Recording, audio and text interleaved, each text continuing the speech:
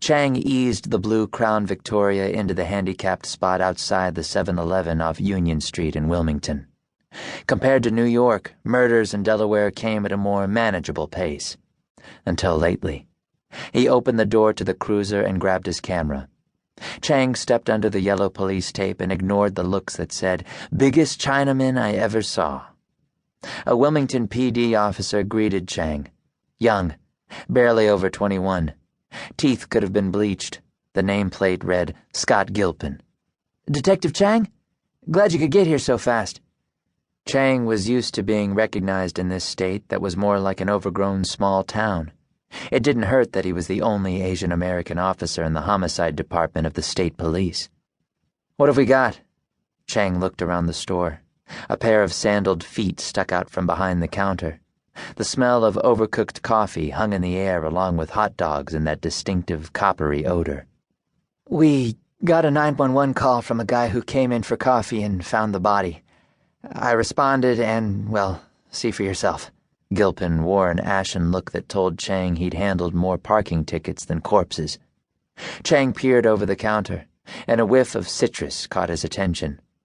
Indian male victim, no more than 5'6" and 140 pounds.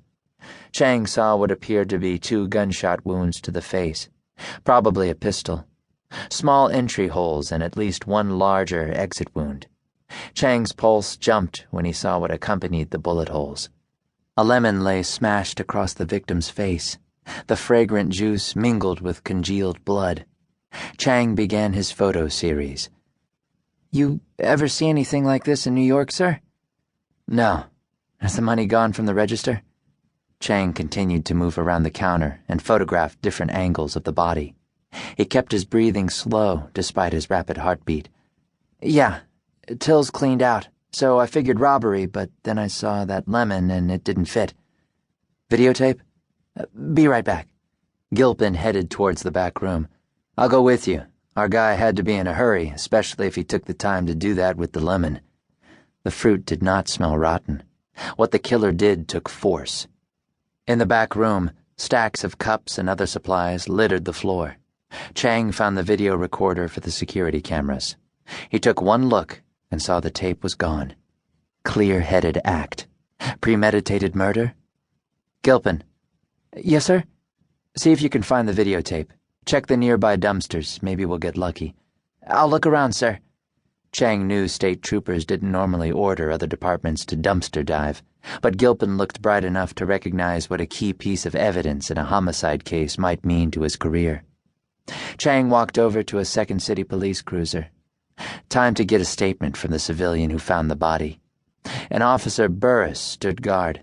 He was almost as tall as Chang and carried a roll of weight around the middle. Burris glanced at Chang's identification. "Oh, good. Cavalry. I feel so much safer now that a professional is here." He shifted his gaze to Chang's neck, his scar. "You lose a sword fight or something?" Chang felt blood rise in his face. He didn't know if the witness could hear Burris inside the car or not. He stepped close enough to smell garlic. "I didn't lose. Does this man have a name?" Burris stepped back and shoved a clipboard at Chang. "You're the expert. It's all here." Chang scanned the report.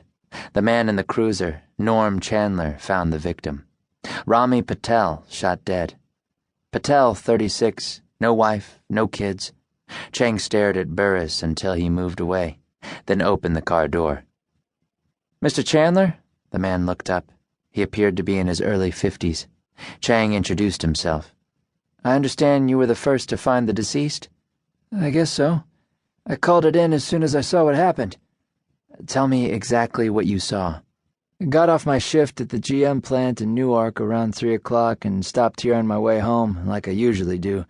I thought Ramey was in back, but then I saw the feed and I thought he might have passed out or something." Chandler looked pale. "What then?" "Like I said, I thought Rami passed out or had a heart attack or something, so I ran over to see if I could help. As soon as I saw all that blood, I got the hell out of there and called you guys." He breathed faster, and his forehead grew slick. "Did you check to see if he was still alive first?"